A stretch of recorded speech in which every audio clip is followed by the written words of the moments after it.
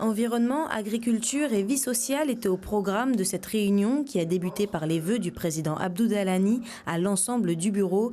Il était question lors de cette assemblée du désenclavement intérieur et extérieur de l'île, ce qui consiste à faire cesser l'isolement d'une région d'un point de vue économique.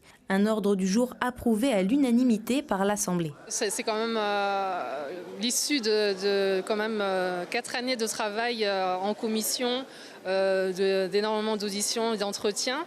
Et je pense que l'ensemble des membres qui ont participé à cette commission ont apporté vraiment des propositions concrètes, vraiment issues du terrain.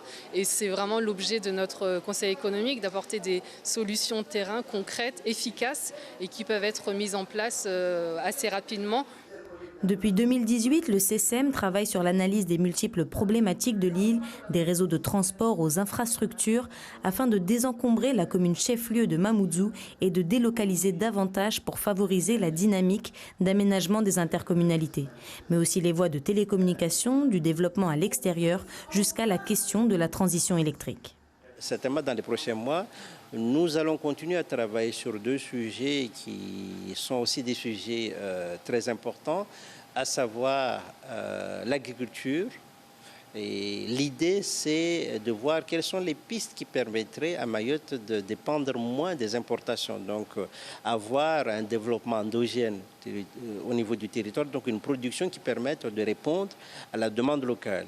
Le deuxième sujet sera le logement social, donc le logement général et le social en particulier, parce que là aussi, c'est un enjeu majeur. Une réunion qui se clôture donc avec l'envie d'aller encore plus loin. Le CESEM se dit prêt à entamer cette nouvelle année avec comme objectif premier l'analyse des différents rapports et propositions d'une étude concernant la piste longue.